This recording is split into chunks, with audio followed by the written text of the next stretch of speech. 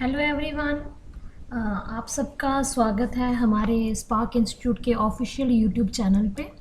जैसे कि आप सब जानते हैं, आप स्क्रीन पे भी देख पा रहे होंगे, आपके साथ जो स्क्रीन शेयर हो रही है कि स्पार्क इंस्टीट्यूट ने एक इनिशिएटिव लिया है कि आपके जो आने वाले अपकमिंग JKSSB के एग्ज़ाम्स हैं, लाइक हमारे पास द मोस्ट वेटिंग जो नोटिफिकेशन आने वाली है वो है हमारे पास NT का एग्ज़ाम या फिर पटवारी के एग्ज़ाम। तो उसके जो कोर्सेज़ हैं, उसके जो क्लासेस हैं आपके लिए स्टार्ट की गई हैं इंस्टीट्यूट की तरफ से। ये totally and totally free course है जो हमारे यूट्यूब चैनल के ऊपर आप देख रहे हैं इस टाइम पे। आगे की फर्दर वीडियोस के लिए आपको क्या करना है, हमारे चैनल को सब्सक्राइब करना है। डेली जो है वो 2 आवर्स की क्लास होती है, 10 to 12 के बीच में आपकी क्लासेस जो हैं वो आती हैं, जिसमें आपकी अलग अलग जो है कंपोनेंट्स जो हैं वो अलग अलग एक्सपर्ट्स के द्वारा जो है वो टीच किए जा रहे हैं। तो माई सेल्फ इज़ अनुपमा, मैं अनुपमा हूँ जो GS फैकल्टी हूँ। आपको मैं टीच करूँगी, जैसे कि आप एक GS फैकल्टी से पहले भी रूबरू हुए होंगे कुछ पिछली क्लासेस में, प्रीवियस लेक्चर्स के अंदर सौरभ महाजन सर से। तो मैं और सौरभ सर और भी इसमें टीचर्स जो हैं GS के इंट्रोड्यूस होंगे लेटर ऑन क्लासेस में जाके, like Aman sir and other faculties too. तो हम लोग क्या करेंगे, आपको GS का कंपोनेंट जो है वो उसके साथ डील करेंगे। तो सबसे पहले मैं आप सबको ये बता दूं कि this is all about my self is Anupama. And मैं आपको जो टीच करूँगी वो है हमारा इंडियन पॉलिटी।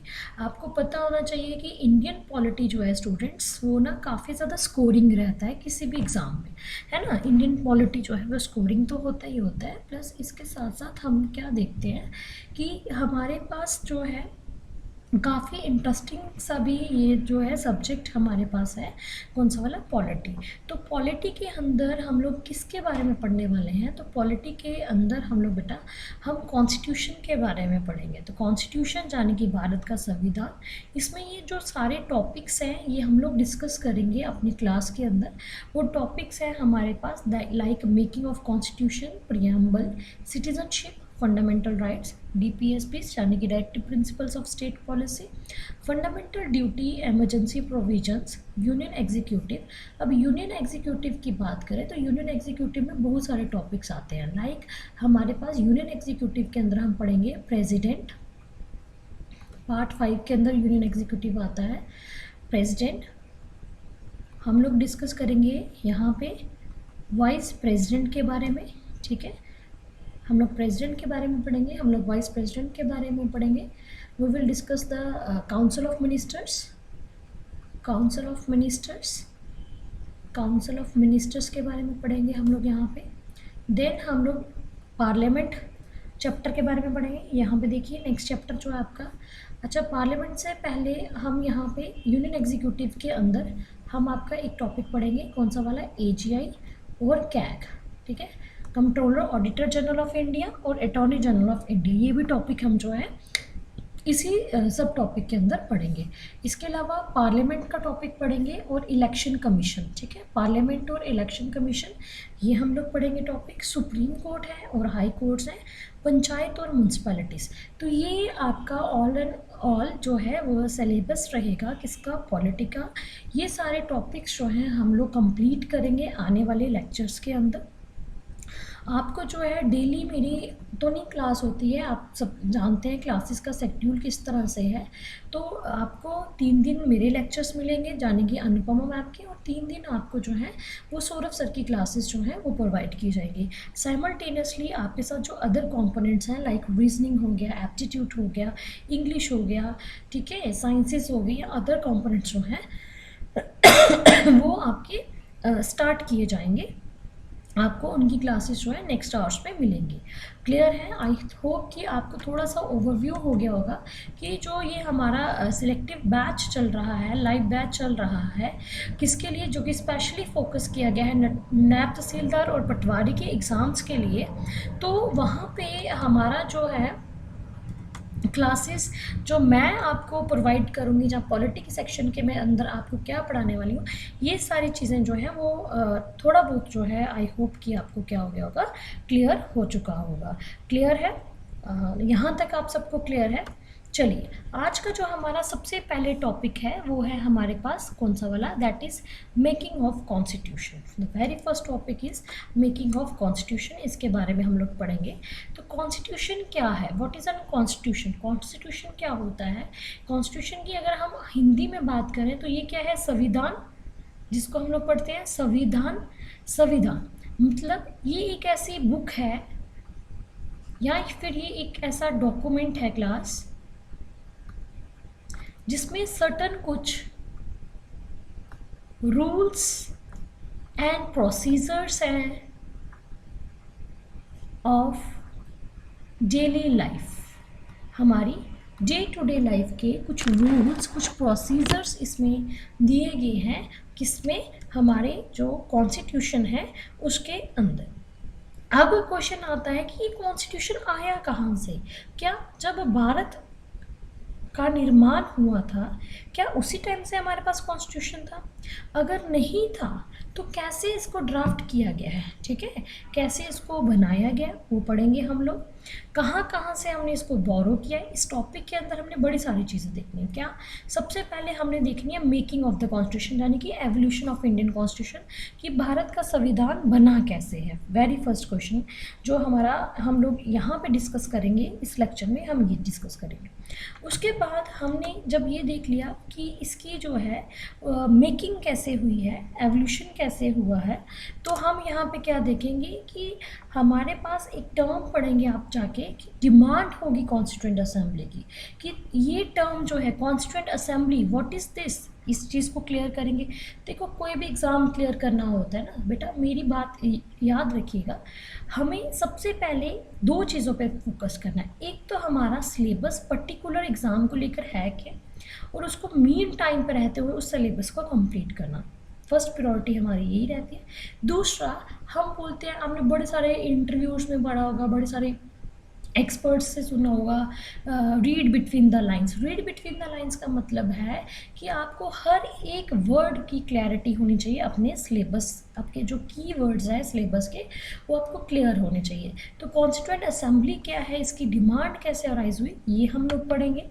देन उसके बाद ये हमारी असेंबली का थोड़ा सा मैंने यहाँ पे पिक्चर रखा है कि किस तरह से असेंबली हुआ करती थी, लगा करती थी, किस तरह से हमारा संविधान बना करता था। ये देखिए पंडित जवाहरलाल नेहरू कुछ स्पीच देते हुए, तो ये थोड़ा सा हम लोग इसके बारे में पढ़ेंगे, इन सब चीज़ों को अंडरस्टैंड करेंगे अपनी क्लास के अंदर। उसके बाद वर्किंग, ये जो कॉन्स्टिट्यूएंट असेंबली जो काम कर रही है, ये जो काम कर रही है ये कैसे कार्य कर रही है, क्या क्या काम हो रहे हैं, ठीक है, क्या थी 389 मेंबर्स का क्या सीन था, 292 सीट्स का, 93 प्रिंसली स्टेट्स का, तो ये सारी चीज़ें हम लोग डिस्कस करेंगे इस लेक्चर के अंदर। देन आफ्टर दैट हम लोग डिस्कस करेंगे कि जब इंडिया इंडिपेंडेंट हुआ, क्योंकि बीच में एक ईयर ऑफ इंडिपेंडेंस, खुशी का माहौल आया था, है ना, सब लोग खुश हुए हैं, आज़ादी का दिवस आया है, तो उस टाइम पे क्या क्या चेंजेस लाए गए हैं इस असेंबली के अंदर, उसके बारे में पढ़ेंगे हम लोग। देन हमारे पास क्या फंक्शंस परफॉर्म किए गए कॉन्स्टिट्यूएंट असेंबली के द्वारा, क्या क्या फंक्शंस परफॉर्म किए गए हैं, कौन सी हमारी कुछ मेजर कमेटीज़ थी जो अपॉइंट की गई थी कॉन्स्टिट्यूशन को फ्रेम करने के लिए, या कुछ अदर डिपार्टमेंट्स को इन्होंने फ्रेम किया है इसके थ्रू। कुछ इंपॉर्टेंट फैक्चुअल इन्फॉर्मेशन जहाँ से कब समटाइम्स जो है क्वेश्चन बन जाता है। और लास्ट में हम लोग देखेंगे, लास्ट में हम लोग क्या देखेंगे, यहाँ पे टाइमलाइन को अंडरस्टैंड करेंगे इंडियन कॉन्स्टिट्यूशन की। We will discuss again the timeline, ठीक है। उसके बाद हम इसके ऊपर थोड़े से MCQs जो हैं इस लेक्चर के ऊपर प्रैक्टिस करेंगे, सो दैट कि आपको लास्ट में ये लेक्चर समझ आया है कि नहीं आया है, उसके ऊपर हम जो ज़रूर बात करेंगे, ठीक है। तो ये रहेगा हमारा पूरा क्लास का जो है पैटर्न आज की क्लास का। तो इसको हम अब विदाउट वेस्टिंग अवर टाइम हम लोग क्लास को स्टार्ट करते हैं, ठीक है बेटा। तो सबसे पहले हम लोग समझेंगे कि इस भारत के संविधान का एवोल्यूशन कैसे हुआ। तो हम लोग ये वाली जो पर्सनालिटी है चश्मा सा लगाए हुए, ये M.N. रॉय जी हैं, ठीक है। तो इनके बारे में आप सब लोग जानते होंगे M.N. रॉय जी के बारे में, कि जो M.N. रॉय थे ना बेटा, इन्होंने क्या किया था, इन्होंने फर्स्ट टाइम, ये एक कम्युनिस्ट पार्टी के लीडर हुआ करते थे, ठीक है, मनवेंद्र नाथ रॉय इनका पूरा नाम हुआ करता था। तो ये कम्युनिस्ट मूवमेंट पार्टी के लीडर हुआ करते थे। इन्होंने फर्स्ट टाइम क्या दिया था, आइडिया दिया था। पता नहीं कितने एग्ज़ाम्स में ये क्वेश्चन पूछा गया हुआ है, ठीक है, बहुत एग्ज़ाम्स में ये क्वेश्चन दिया पूछा गया है कि who propose the idea of a constituent assembly for the India for the first time in 1934। तो 1934 में एम.एन. रॉय जो थे, इन्होंने फर्स्ट टाइम आइडिया दिया था। किस चीज़ को लेकर आइडिया दिया था? टू फ्रेम कॉन्स्टिट्यूशन, क्या बनाया जाएगा? भारत का संविधान बनाया जाएगा फॉर फ्री इंडिया। और ये आइडिया कब दिया था इन्होंने? 1934 में। अगर मैं इस समय की बात करूँ, 1934 के टाइम की बात करूँ बेटा, तो इस टाइम क्या था? अगर हम इस टाइम की बात करें, एक second,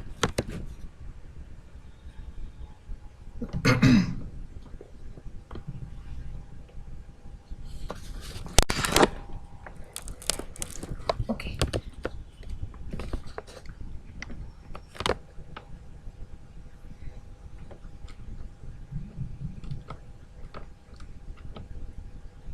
okay, sorry for the little bit inconvenience. तो अगर हम लोग 1934 का टाइमलाइन देखें, तो इस टाइम पे इंडिया जो है ना, भारत जो है हमारा, ये प्यारा सा भारत जिसको आज हम एक स्वतंत्र भारत बोलते हैं या इंडिपेंडेंट इंडिया बोलते हैं, उस टाइम पे क्या हो रहा था कि ये जो इंडिया था हमारा, ये किसके लिए सीख कर रहा था? इंडिपेंडेंस के लिए। हम लोग we were fighting for the freedom, ठीक है। और एट दैट टाइम हमने क्या किया, हमने इंडिया को पॉलिटिकली तो स्ट्रॉन्ग करना चाहा, ठीक है, और प्लस प्लस इंडिया को हमने इकोनॉमिकली भी स्ट्रॉन्ग किया था। कैसे? जब हम इकोनॉमिक्स पढ़ेंगे तो आप देखेंगे कि इन्हीं टाइम के आसपास इंडिया जो है वो इकोनॉमिकली स्ट्रॉन्ग होने के लिए वो इकोनॉमिक प्लानिंग भी कर रहा है। तो that is the other perspective. यहाँ पे हम लोग ये समझ रहे हैं कि हमने पॉलिटिकली इंडिया को स्ट्रॉन्ग करने के लिए हमने क्या किया, एम.एन. रॉय जी ने आइडिया दिया, क्या बनाने के लिए? कॉन्स्टिट्यूशन बनाने के लिए। किसके लिए? फ्री इंडिया के लिए। क्लियर हो गया? अब नेक्स्ट टाइमलाइन क्या है कि फर्स्ट टाइम 1935 में आईएनसी ने डिमांड रखी। किस चीज़ की डिमांड रखी? Constituent assembly. कौन सी असेंबली? जो मैंने आपको अभी पिक्चर में दिखाई थी कि एक असेंबली बनाई जाए। क्या बनाने के लिए? भारत का संविधान बनाने के लिए। ऐसा नहीं कि कहीं से भी हम संविधान उठाएं और उसको कॉपी पेस्ट कर दें, बिल्कुल भी नहीं। हमारे जो आईएनसी के लोग थे, उन्होंने क्या बोला कि हम लोग क्या करेंगे, कॉन्स्टिट्यूएंट असेंबली को बनाएंगे, एक असेंबली एकत्रित करेंगे, वो हमारे लिए क्या फ्रेम करेगी? कॉन्स्टिट्यूशन, ठीक है। नेक्स्ट हमने अंडरस्टैंड किया था कि on the behalf of INC के बिहाफ पे, इंडियन नेशनल कांग्रेस के बिहाफ पे जवाहरलाल नेहरू जो थे, उन्होंने क्या डिक्लेयर किया? 1938 में उन्होंने डिक्लेयर किया कि कॉन्स्टिट्यूशन ऑफ इंडिया बिल्कुल बनाया जाएगा। The constitution of free India must be framed. उन्होंने बोला कि भारत का संविधान बनाया जाएगा, लेकिन इसमें कोई भी आउटसाइड इंटरफेरेंस नहीं होगी। मतलब कहने का कि यहाँ पे भारत का संविधान तो बनेगा, लेकिन इसमें कोई भी ब्रिटिशर या भी कोई भी और कोई फॉरेन एंटाइटी इसमें रोल प्ले नहीं करेगी।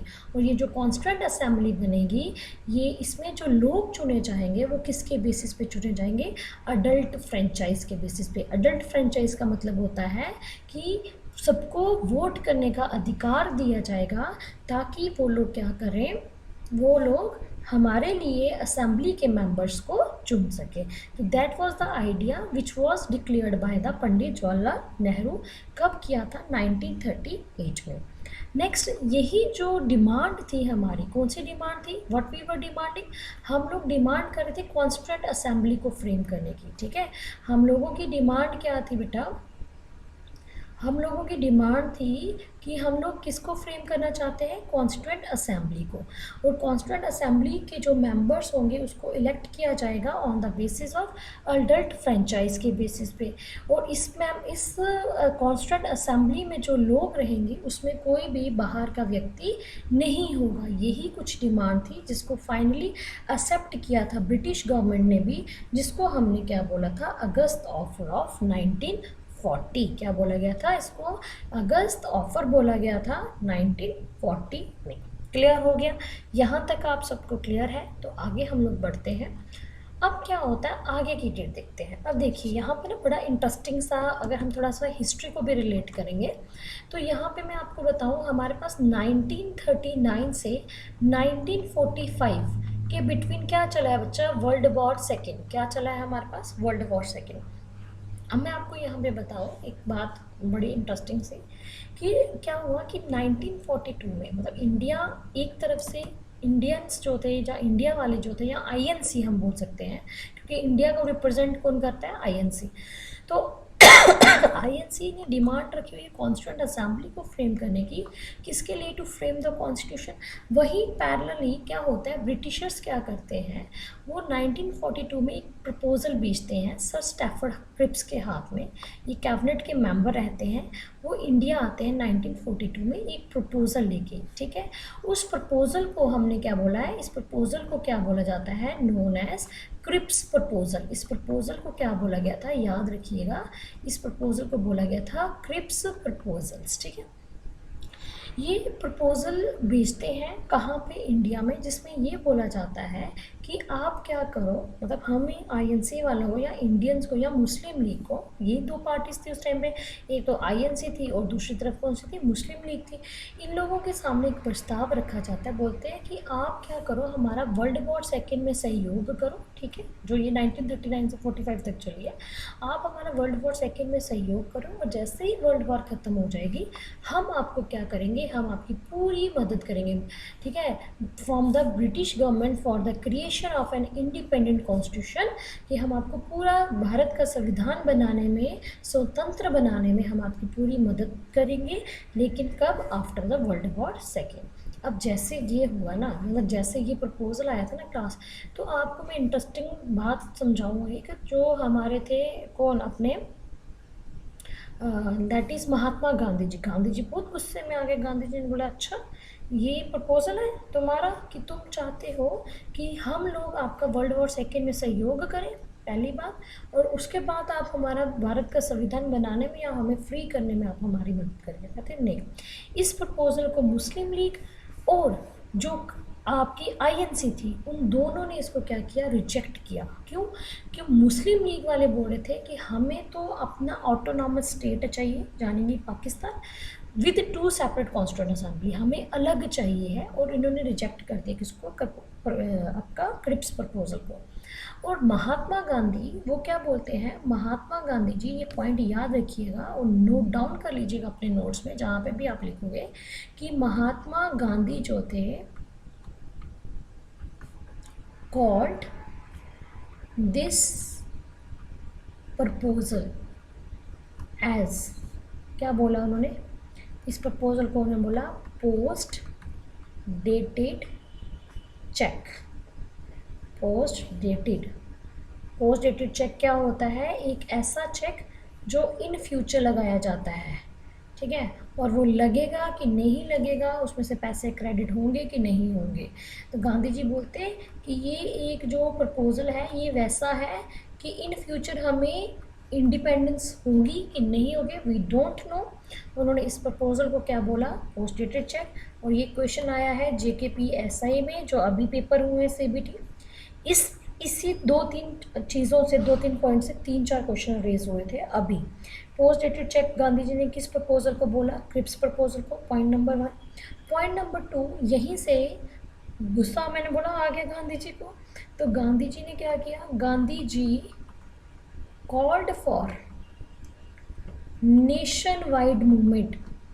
उन्होंने पूरे देश भर में एक मूवमेंट चलाई थी, कौन सी वाली? That is quit India movement, ठीक है। क्विट इंडिया मूवमेंट को also known as quit India movement, यहाँ पे मैं पॉइंट लिख रही हूँ, also known as quit India movement जो है उसको भारत छोड़ो आंदोलन तो बोलते ही हैं और अगस्त क्रांति भी बोलते हैं। और ये क्वेश्चन भी बेटा किस में आया आपके? ये सेम क्वेश्चन कि किस मूवमेंट को अगस्त क्रांति बोला है गांधी जी ने? तो वो थी आपकी क्विट इंडिया मूवमेंट। तो क्विट इंडिया मूवमेंट इन्होंने शुरू की, जिसमें इन्होंने एक स्लोगन दिया था। कौन सा स्लोगन दिया? डू और डाई। और ये भी क्वेश्चन जो है आपका JK PSI के पेपर में रूबरू, ये 3 क्वेश्चन डायरेक्ट क्वेश्चंस पेपर में बने हैं किसी एक शिफ्ट में, कि किस प्रपोजल को गांधी जी ने पोस्ट डेटेड चेक बोला, क्रिप्स प्रपोजल को। नेशन वाइड मूवमेंट जो क्विट इंडिया मूवमेंट है उसको और किस नाम से जाना जाता है, अगस्त क्रांति के नाम से। और तीसरा क्वेश्चन था कि डू और डाई का स्लोगन जो है वो किसने दिया, गांधी जी ने दिया। और इसमें जब क्विट इंडिया मूवमेंट आप हिस्ट्री में पढ़ेंगे, सौरभ सर आपको पढ़ाएंगे, बड़ी इंटरेस्टिंग मूवमेंट है ये। इसमें आप पढ़ोगे कि किस तरह से गांधी जी ने जो है, या फिर अरुण आसिफ अली खान जो थी, और बहुत सारे प्रोमिनेंट लीडर्स ने इस मूवमेंट को चलाया, और लास्ट मूवमेंट तक ये मूवमेंट चलती रही थी, जिसमें स्कूल्स कॉलेजेस के बच्चे सबको, महिलाएं बूढ़े सबको बोला था कि आप बढ़ चढ़ के इस मूवमेंट में जो है योगदान दीजिए, अदरवाइज़ करो या तो मर जाओ, लेकिन अब हमें क्या चाहिए है, वी वांट इंडिपेंडेंस। तो ये सारी मूवमेंट जो थी वो चलाई गई थी किस प्रपोजल को रिजेक्ट करने के बाद, क्रिप्स प्रपोजल को रिजेक्ट करने के बाद। क्लियर हो गया। और ये मार्च 1942 में ये प्रपोजल जो था वो लाया गया था किसके द्वारा, सर स्टैफर्ड क्रिप्स के द्वारा। अब ये सारी चीज़ें होती हैं, इतने देर में वर्ल्ड वॉर ख़त्म। तो 1946 में कैबिनेट मिशन प्लान आता है। अब याद रखना है, जो कैबिनेट मिशन प्लान था, ठीक है, बेसिकली ये हिस्ट्री का पार्ट है, तभी मैंने ये ज़्यादा पॉइंट्स यहाँ पे डाले नहीं है, फिर भी मैं आपको बता रही हूँ। जो कैबिनेट मिशन प्लान था, ठीक है, कैबिनेट मिशन प्लान आपके पास आता है 1946 में। इसमें 3 लोग थे, ठीक है, 3 लोग इस प्लान को लेकर आए थे। एक तो सर स्टैफर्ड क्रिप्स खुद आए, ठीक है, सर स्टैफर्ड क्रिप्स खुद आए। दूसरा कौन आता है, एवी अलेक्जेंडर। और तीसरे व्यक्ति थे लॉरेंस पैथविक, ठीक है। ये 3 लोग इस प्रपोजल को एक प्लान लेकर आए। नेक्स्ट प्लान था जिसमें जो था कॉन्स्टिट्यूएंट असेंबलीज़ को, 2 कॉन्स्टिट्यूएंट असेंबली को बनाने का आइडिया को रिजेक्ट किया गया था, लेकिन उन्होंने एक स्कीम रखी थी हमारे लोगों के सामने कि कॉन्स्टिट्यूएंट असेंबली जो है उसको कैसे बनाया जाए, ठीक है, कैसे बनाया जाए, वो एक इन्होंने स्कीम रखी थी, जिसको एक्सेप्ट किया मुस्लिम लीग ने भी और INC ने भी। आई होप कि यहाँ तक क्लियर है। एक बार ओवरव्यू दे रहे हैं। हमने आज स्टार्ट किया है making of the constitution, evolution of Indian constitution. जो भी बच्चे हमारे जो है फर्स्ट टाइम इस लेक्चर को सुन रहे हैं, उन सबको मैं बता दूं कि एक स्पार्क इंस्टीट्यूट के इनिशिएटिव के साथ आपको डेली जो है 10 to 12 में क्लासेस प्रोवाइड की जाएंगी, ठीक है, जिसमें आपका GS 3 दिन, पॉलिटी मैं टीच कर रही हूँ, और GS हिस्ट्री जो है, जिसको एंशिएंट हिस्ट्री के साथ सौरभ सर ने ऑलरेडी 2 लेक्चर्स ले लिए हैं, वो सौरभ सर पढ़ा रहे हैं। साइमल्टेनियसली इनके साथ आपकी जो है रीजनिंग, एप्टीट्यूड, इंग्लिश और अदर जो भी कंपोनेंट्स हैं उनकी क्लासेस जो हैं वो पैरेलली आपकी चल रही हैं। आज की क्लास में हमने फर्स्ट लेक्चर शुरू किया है मेकिंग ऑफ द कॉन्स्टिट्यूशन, जिसमें हमने एवोल्यूशन को डिस्कस कर रहे हैं। MN रॉय का क्या योगदान रहा भारत के संविधान में, तो उन्होंने सबसे पहले आइडिया दिया था फ्रेम करने के लिए कॉन्स्टिट्यूशन 1934 में। 1935 में INC की डिमांड थी कि कॉन्स्टिट्यूएंट असेंबली को फ्रेम किया जाए, और 1938 को इस डिमांड को एक्सेप्ट किया गया किसके द्वारा, पंडित जवाहरलाल नेहरू के द्वारा, on the behalf of INC। और उन्होंने बोला कि हमारे पास जो है कॉन्स्टिट्यूएंट असेंबली बिल्कुल बनाई जाएगी, लेकिन उसमें कोई भी आउटसाइड इंटरफेरेंस नहीं होगी, और ये जो असेंबली के मेंबर्स होंगे उसको जो चुने जाएंगे वो होंगे on the basis of adult franchise.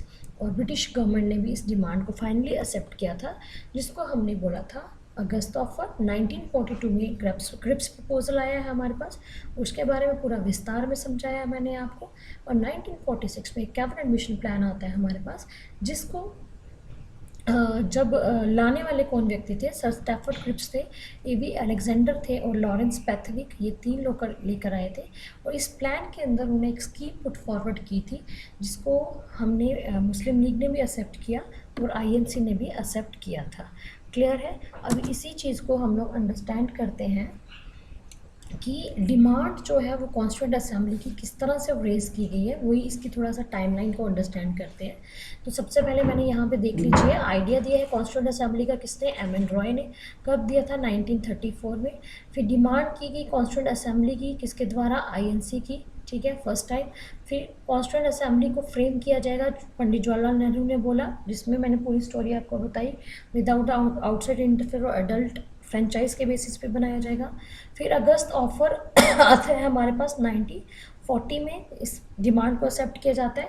और साथ में 1942 में सर स्टैफर्ड क्रिप्स जो हैं वो एक जो है वो क्या भेज देते हैं, प्रपोजल भेज देते हैं। क्या प्रपोजल भेजते हैं कि आप वर्ल्ड वॉर सेकेंड में हमारा सहयोग करिए और उसके बाद हम आपको फ्री कर देंगे, ठीक है। जिसको इस प्रपोजल को मैंने बताया रिजेक्ट किया गया था मुस्लिम लीग और आईएनसी के द्वारा। और गांधी जी ने नेशन वाइड मूवमेंट बुलाई थी, कौन सी वाली, क्विट इंडिया मूवमेंट, जिसमें उन्होंने एक स्लोगन दिया है, कौन सा वाला, डू एंड डाई का। अब यहाँ पे डिमांड ऑफ 2 डोमिनेंट स्टेट की बात की गई थी, किसने की थी, मुस्लिम लीग की डिमांड थी कि 2 सेपरेट इलेक्टोरेट्स बनाए जाए, कॉन्स्टिट्यूएंट असेंबलीज बनाई जाए, ठीक है। और 2 नेशंस की भी बात की गई है मुस्लिम लीग के द्वारा। और फिर हमारे पास कैबिनेट मिशन प्लान आया है नवंबर 1946 में, याद रखिएगा। हमारे पास कॉन्स्टिट्यूएंट असेंबली जो है वो कॉन्स्टिट्यूट हो जाती है, किसके बेसिस पे, ये बहुत ज़्यादा इंपॉर्टेंट है, that is very much important. यहाँ पे क्वेश्चन बनता है कि कॉन्स्टिट्यूएंट असेंबली जो हमारे पास बनकर तैयार होती है वो किस प्लान के ऊपर बेस्ड थी, तो याद रखिएगा it was based upon the cabinet mission plan. कौन से प्लान के ऊपर बेस्ड थी, तो वो थी बेटा कैबिनेट मिशन प्लान के ऊपर। ये बहुत बार क्वेश्चन आया है, तो ये भी हमारे पास बनकर तैयार हो जाता है। कैसे तैयार होती है, तो इस स्कीम को अब हम समझते हैं, ठीक है। तो ये देखिए, मैंने आपको पहले ही बताया है, थोड़ा सा पिक्चर में देखो कि सब लोग बैठ गए हैं, है ना। तो मीटिंग्स हो रही हैं हमारे पास, क्लॉज बाय क्लॉज जो है कॉन्स्टिट्यूशन को बनाया जा रहा है, उसके ऊपर अमेंडमेंट्स की जा रही हैं, उस पर चेंजेस लाई जा रही हैं, क्या नए नए चीज़ें उसमें लानी है, वो सारी चीज़ें जो है डिस्कस की जा रही हैं। और इन मेंबर्स का, ये जितने भी लोग ये बैठे हुए हैं, इनका चयन कैसे हुआ, ये लोग कैसे चुने गए हैं, वही स्कीम जो थी वो बताई गई थी किसके द्वारा, that is by the cabinet mission plan, ठीक है। कैबिनेट मिशन प्लान जो कि कब आया था आपके पास, 1946 में, ठीक है।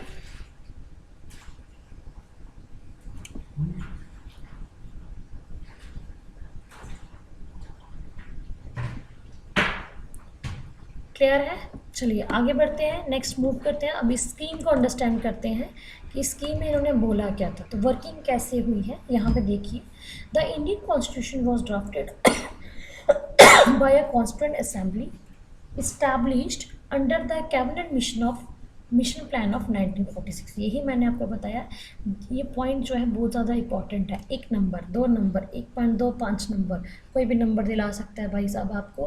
क्यों, क्योंकि ये क्वेश्चन आ सकता है क्या कि हमारे पास जो है कि इंडियन कॉन्स्टिट्यूशन जो है वो ड्राफ्ट हुआ था कौन सी प्लान के द्वारा, तो याद रखना है that is by the cabinet mission plan. Clear. उसके बाद ये पॉइंट आपने बहुत अंडरस्टैंड करना है इम्पॉर्टेंटली। जो असेंबली थी उसमें उन्होंने बोला, इस स्कीम में इन्होंने बोला कि जो स्ट्रेंथ रहेगी असेंबली की, उसमें कितने मेंबर्स रहेंगे, 389 मेंबर्स रहेंगे। क्या बोला, याद रखिएगा। टोटल स्ट्रेंथ जो थी फिक्स्ड की गई असेंबली की कितनी, 389 मेंबर्स। कितने मेंबर्स, 389 मेंबर्स। और 389 मेंबर्स जो हैं, ये 389 में से 292 मेंबर्स जो रहेंगे, जो 292 सीट्स रहेंगी, वो कहाँ की रहेंगी, आपकी ब्रिटिश प्रोविंसेस की। कहाँ की रहेंगी, ब्रिटिश प्रोविंसेस की। और 93 सीट्स कहाँ की रहेंगी, 93 सीट्स रहेंगी प्रिंसली स्टेट्स की। याद रखिएगा, ये क्वेश्चन आ चुके हैं और आते भी हैं, ठीक है। क्लियर हो गया। तो 292 सीट्स जो थी वो कहाँ से थी, हमारे पास ब्रिटिश प्रोविंसेस से थी। 93 सीट्स जो थी वो कहाँ से थी, प्रिंसली स्टेट से थी। याद रहेगा ये बात। यहीं पे कुछ एक दो एक दो पॉइंट्स मैं आपको ऐड कर देती हूँ, आप लोग नोट डाउन कर लीजिएगा। हमने क्या बोला यहाँ पे कि हमारे पास 389 मेंबर्स थे। 389 में से मैंने सेपरेट कर दिए 292 ब्रिटिश प्रोविंसेस से, 93 प्रिंसली स्टेट से। याद रखिएगा। अब ये जो मेंबर्स हैं, ये जो सीट्स हैं, इन सीट्स की एलोकेशन जो होगी वो होगी on the basis of population. ठीक है, कैसे होगी पॉपुलेशन। अगर रफली मैं बोलूँ, रफली इन्होंने बोला कि 1 seat for 1 million population, 1 seat रखी जाएगी 1 मिलियन पॉपुलेशन के लिए। और ये जो सीट्स जो थी इनको एलोकेट किया गया किनके समक्ष, एलोकेट किनके समक्ष किया गया, जनरल कैटेगरी, सिख हो गया, मुस्लिम्स हो गए, ठीक है, इन कैटेगरीज में सीट्स को एलोकेट किया गया। दो बातें समझ आ गई। तीसरी बात आपने ये बात समझ रखनी है, ये सारे हमारे कैबिनेट मिशन प्लान की स्कीम थी। उन्होंने बोला कि जो प्रिंसली स्टेट्स के जो मेंबर रहेंगे, जो प्रिंसली स्टेट्स हैं, उनकी जो सीट्स रहेंगी वो सीट्स नॉमिनेटेड होंगी। पॉइंट याद रखिएगा, क्या होंगी, नॉमिनेटेड होंगी। और ये नॉमिनेशन कौन करेगा, bye head of princely state. जो प्रिंसली स्टेट का हेड रहेगा वो इसकी नॉमिनेशन करेगा इन प्रिंसली स्टेट्स की सीट्स की, जाने की वो कितनी थी हमारे पास, 93 सीट्स जो होंगी वो नॉमिनेटेड हो। तो यहाँ से हमने एक पॉइंट क्या सीखा कि जो कॉन्स्टिट्यूएंट असेंबली थी हमारे पास, ये जो कॉन्स्टिट्यूएंट असेंबली हमारे पास बनकर तैयार होगी वो क्या होगी, पार्शली इलेक्टेड होगी प्लस नॉमिनेटेड होगी। ठीक है, वो हमारे पास इलेक्टेड भी होगी और हमारे पास क्या होगी, नॉमिनेटेड भी होगी। और ये क्वेश्चन आता है, क्या क्वेश्चन आता है, क्वेश्चन पूछ लेते हैं कि कॉन्स्टिट्यूएंट असेंबली हमारी क्या है, fully elected, partial elected, nominated, यहाँ बोथ इलेक्टेड एंड नॉमिनेटेड, तो ये दोनों elected as well as nominated है। तो ये कुछ पॉइंट्स आपने याद रखने हैं, रिपीट कर रही हूँ। 389 मेंबर्स, जिसमें से 292 British provinces, 93 princely states. Seats जो होंगी एलोकेटेड होंगी on the basis of population. रफली अगर हम बोले हर एक सीट के लिए 1 मिलियन पॉपुलेशन के लिए हर एक सीट एलोकेट होंगी जनरल, सिख और मुस्लिम्स में। और प्रिंसली स्टेट्स की जो सीट्स हैं उनको नॉमिनेट किया जाएगा by the head of the princely state. That's mean the constituent assembly is partially elected as well as nominated. Clear हो गया, चलिए बहुत बढ़िया। अगर आपको यहाँ तक क्लियर हो गया तो अब हम इसकी वर्किंग को देखते हैं। और एक चीज़ याद रखिएगा, एक डेट आपने याद रखनी है, यहीं पे जो पॉइंट्स मैंने लिखवाए हैं, यहीं पे आप लोग पॉइंट्स याद रख लीजिएगा कि हमारे पास क्या हुआ था। यहाँ पे हम लोग ये वाले पॉइंट्स थोड़े से अगर आपने लिख लिए होंगे तो हम इसको इरेज कर देते हैं और फिर हम आगे थोड़े से 1-2 पॉइंट्स आप ऐड कर लीजिएगा। क्या हुआ था यहाँ पे थोड़ा सा लिख लीजिए कि जुलाई और अगस्त में 1946 में इलेक्शंस होते हैं हमारे पास, इलेक्शन हेल्ड फॉर 292 सीट्स। मतलब हमारे पास 389 सीट्स पे इलेक्शन होनी थी, लेकिन इलेक्शन होती है सिर्फ 292 सीट्स पे, क्योंकि जो 93 सीट्स थी, 93 सीट्स किसकी थी बेटा, प्रिंसली स्टेट्स की। प्रिंसली स्टेट्स की ये फिल्ड नहीं की गई थी, नॉट फिल्ड। क्यों फिल्ड नहीं की गई थी, क्योंकि जो प्रिंसली स्टेट्स वाले थे इन्होंने बोला कि हम लोग जो हैं वो पार्टिसिपेट नहीं करेंगे इलेक्शंस में या ना ही नॉमिनेशन में, हमें कोई भी इसकी कॉन्स्टिट्यूएंट असेंबली से कोई लेना देना नहीं है, सिंपल इन्होंने ऐसे बोल दिया था। ठीक है, तो जब 292 सीट्स के ऊपर इलेक्शंस हुई, जब इसके रिजल्ट्स आए, इसके रिजल्ट्स आते हैं किसके, रिजल्ट्स किसके आए, 292 सीट्स के। ठीक है, तो 208 सीट्स जो थी वो किसने जीती थी, आईएनसी ने वॉन की थी। ठीक है, मतलब मेजॉरिटी में कौन आ गया यहाँ पे, बहुत मतलब अच्छी बात देखने को मिल रही है, क्योंकि एग्जामिनेशन पॉइंट ऑफ व्यू से इम्पोर्टेंट है। ठीक है, हमारे पास तो 208 सीट्स, बहुत ज़्यादा मेजॉरिटी में जो हैं वो सीट्स जो हैं इन्होंने जीतते हैं, कौन, हमारे आईएनसी वाले। उसके बाद जो रिमेनिंग सीट्स हैं, अगर हम इनकी कॉम्पोजिशन देखते हैं तो वो किस तरह से है, कुछ इस तरह से।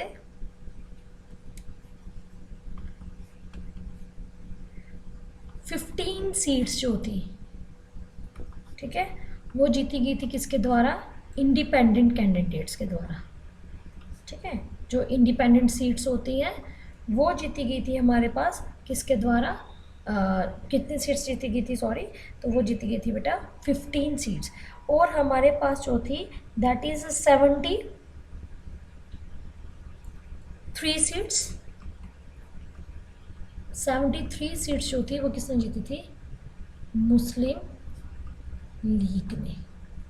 ठीक है, याद रखिएगा 292 सीट्स के ऊपर इलेक्शंस होते हैं।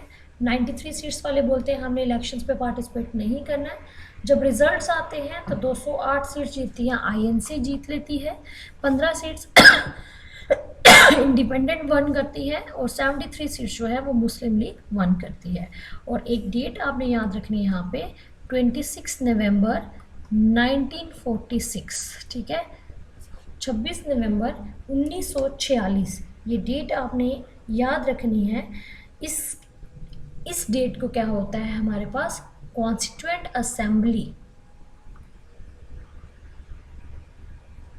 ठीक है, वॉज कॉन्स्टिट्यूटेड, इसको बनाया जाता है।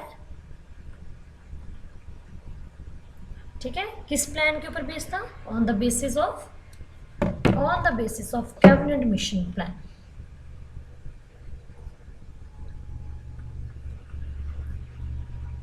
On the basis of cabinet mission plan. तो ये कुछ पॉइंट्स हैं जो आपने याद रखने हैं। ठीक है, क्लियर हो गया? चलिए वापस आते हैं अपनी क्लास पे, कंटिन्यू करते हैं। अब इसके बाद कुछ फंक्शंस परफॉर्म हुए वो क्या हुए? तो याद रखना है 9 दिसंबर को असेंबली की पहली बार मीटिंग होती है और डॉक्टर सचिदानंद सिन्हा जो हैं वो एल्डेस्ट मेंबर होते हैं असेंबली के, उनको क्या अपॉइंट किया जाता है? टेम्परेरी प्रेसिडेंट बनाया जाता है या प्रोविजनल प्रेसिडेंट बनाया जाता है असेंबली का। उसके ठीक 2 दिन बाद 11 दिसंबर 1946 को डॉक्टर राजेंद्र प्रसाद को परमानेंट प्रेसिडेंट बनाया जाता है असेंबली के, याद रखना है। और इनके साथ क्या है?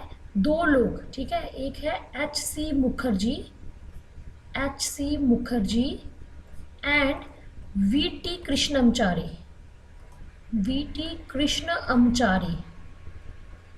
इनको क्या बनाया जाता है? Vice presidents of assembly. बिल्कुल, वाइस प्रेसिडेंट 2 थे असेंबली में। ठीक है, तो एच.सी. मुखर्जी और वी.टी. कृष्णमचारी को क्या बनाया जाता है? Vice president of assembly. Clear हो गया? 13 दिसंबर को 1946 में जवाहरलाल नेहरू जो हैं वो एक हिस्टोरिक ऑब्जेक्टिव रेजोल्यूशन देते हैं। यहाँ पे आप पिक्चर में देखो, ये पंडित जवाहरलाल नेहरू है, एक ऑब्जेक्टिव रेजोल्यूशन पेश कर रहे हैं। कहाँ पे पेश कर रहे हैं? असेंबली के अंदर। और यही ऑब्जेक्टिव रेजोल्यूशन आज के टाइम पे हमारे पास प्रियम्बल की फॉर्म में, ये लिखा है preamble is a modified version of the objective resolution. और इस रेजोल्यूशन को यूनानिमसली अडॉप्ट किया गया असेंबली के द्वारा, सबने सहमति दी इसको। कब दी? 22 जनवरी 1947 में। तो ये कुछ डेट्स हैं जो याद रखनी है आपने कि हमारे पास 26 नवंबर 1946 को कॉन्स्टिट्यूएंट असेंबली बनकर तैयार हो जाती है। 9 दिसंबर को डॉक्टर सचिदानंद सिन्हा को टेम्परेरी प्रेसिडेंट बनाया जाता है असेंबली का। 11 दिसंबर 1946 को क्या किया जाता है? डॉक्टर राजेंद्र प्रसाद को एज अ परमानेंट प्रेसिडेंट बनाया जाता है। और उसके बाद एच.सी. मुखर्जी और वी.टी. कृष्णमचारी को वाइस प्रेसिडेंट बनाया जाता है। 13 दिसंबर को 1946 में पंडित जवाहरलाल नेहरू को हिस्टोरिक ऑब्जेक्टिव रेजोल्यूशन पास करते हैं, इसको अडॉप्ट किया जाता है 22 जनवरी को। और प्रेम्बल जो है मॉडिफाइड वर्जन है किसका? इस चीज़ का। अब हम देखते हैं कुछ चेंजेस जो इंडिपेंडेंट एक्ट के द्वारा हुए।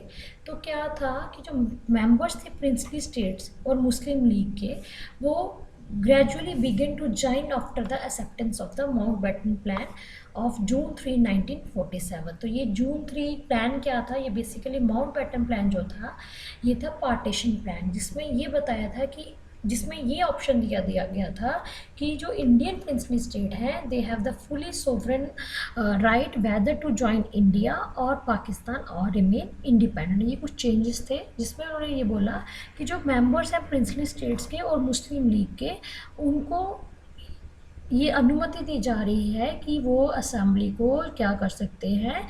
ज्वाइन कर सकते हैं। ठीक है, असेंबली जो थी उसको सोवरेन बॉडी बनाया गया, फ्री टू बैरोगेट और अल्टर एनी लॉ।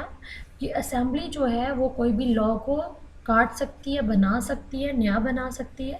दो सेपरेट फंक्शन जो थे वो असेंबली को दिए गए थे, उसको परफॉर्म करने थे as a legislative body.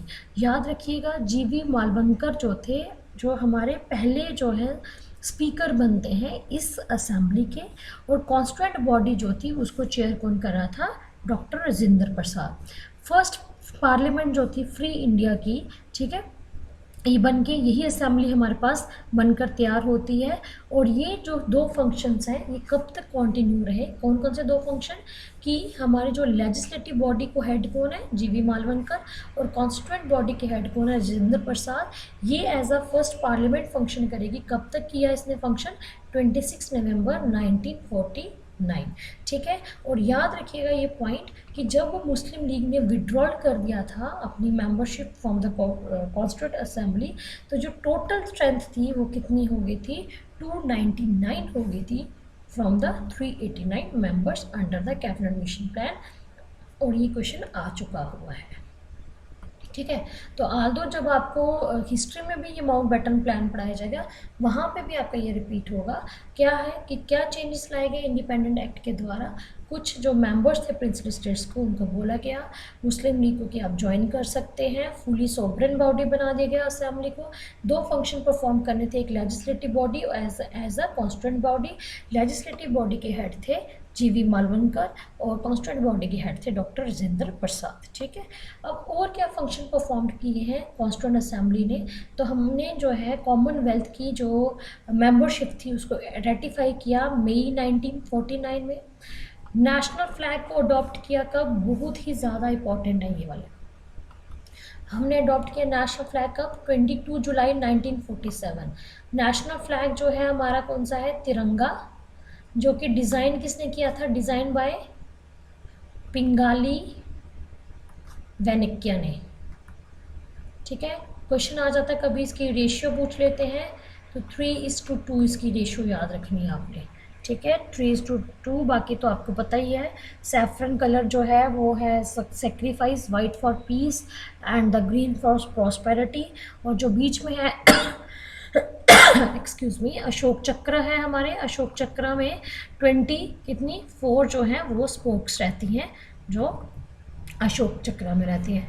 National song और नेशनल एंथम हमने अडॉप्ट किया था 24 जनवरी 1950 में। नेशनल सॉन्ग कौन सा है? हमने वंदे मातरम, जो किसने लिखा है? बंकिम चंद्र चटर्जी ने अपनी बुक में लिखा है उन्होंने, इन हिज बुक आनंद मठ। ठीक है, और हमारे पास जो है नेशनल एंथम जो है वो कौन सा है आपका? जन गण मन, जन गण मन, जो कि लिखा था डॉक्टर राजेंद्र प्रसाद जी ने। ठीक है, sorry, national anthem Jana Gana मन ये लिखा है रविंद्रनाथ टैगोर ने, सॉरी रविंद्रनाथ टैगोर ने। रविंद्रनाथ टैगोर जो थे उन्होंने बेसिकली जब पार्टीशन ऑफ बंगाल हुआ था तो उस टाइम पे एक सॉन्ग लिखा था अपना, अमर सोनर बंगला, उसी को बाद में ट्रांसलेट करके जन गण मन में लाया गया है।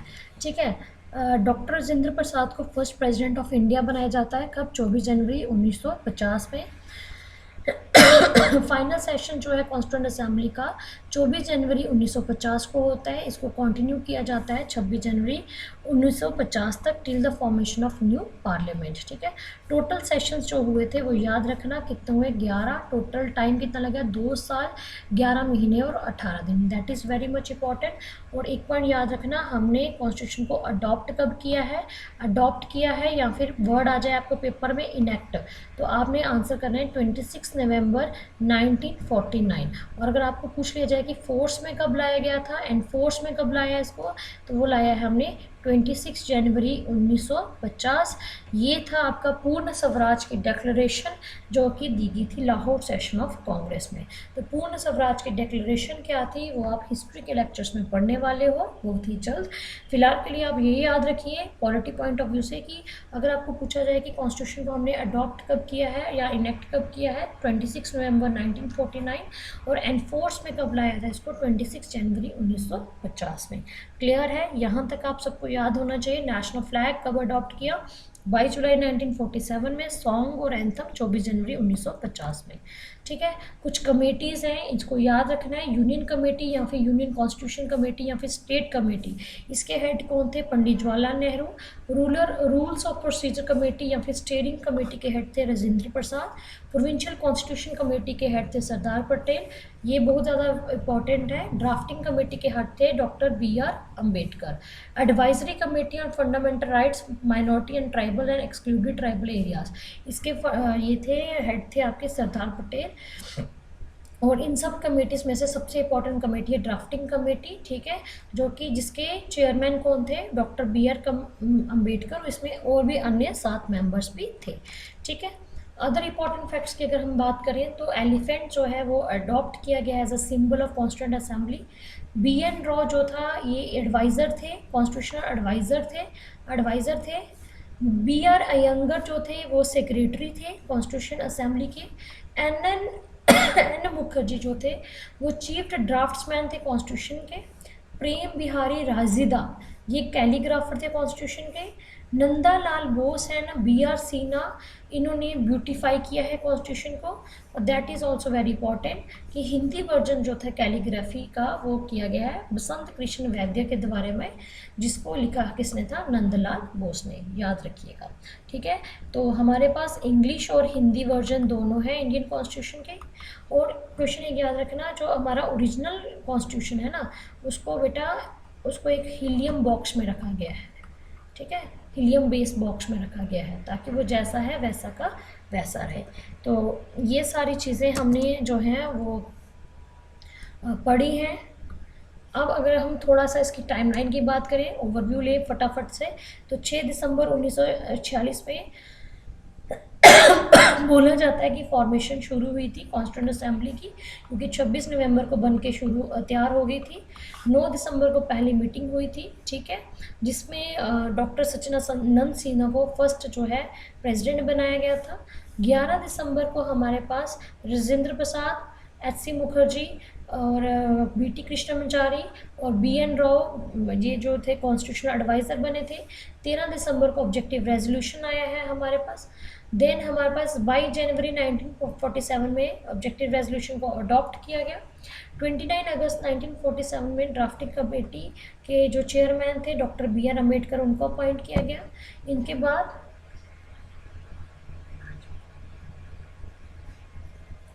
ठीक है 29 अगस्त में ये हो गया। 16 जुलाई 1948 में SC मुखर्जी, VT कृष्णमाचारी, इनको वाइस प्रेसिडेंट्स बनाया गया। 26 जनवरी 1950 को हमने फ्रेम में लाया है इसको, संविधान को, और ये है हमारे पास 2 साल 11 महीने 18 दिन लगते हैं। 64 लाख रुपए इस पर खर्चा आ जाता है। नेशनल फ्लैग कब अडॉप्ट किया मैंने अभी बताया। 15 अगस्त 1947 को हमें आज़ादी मिलती है। 26 नवंबर को हमने अडॉप्ट कर लिया था भारत का संविधान, और 24 जनवरी को लास्ट मीटिंग हुई थी भारत के संविधान की। तो this is all about the making of the constitution. I hope कि आप सबको जो है आज का लेक्चर क्लियर हुआ होगा थोड़ा बहुत। कल के लेक्चर में जब नेक्स्ट लेक्चर हम पढ़ेंगे तो आगे की चीज़ें पढ़ेंगे। आप तब तक के लिए इस लेक्चर को रिवाइज करें, इसकी PDF के लिए टेलीग्राम पेज को जो है वो ज्वाइन करें, और इन क्वेश्चंस को, ये जो 3 MCQs हैं ये आपने प्रैक्टिस करने हैं। लेकिन ये MCQs कहाँ पे मिलेंगे? आपको PDF मिलेगी हमारे टेलीग्राम पेज पे। टेलीग्राम पेज को ज्वाइन करें स्पार्क इंस्टीट्यूट के, वहाँ पे आपने ये MCQs भी प्रैक्टिस करने हैं, और इसकी जो ये PDF जो हमने सारी पढ़ी है ये भी वहीं पे मिलेगी, ठीक है, with the animation. Okay, thank you class. आज के लिए हम इसको इतना ही रखेंगे।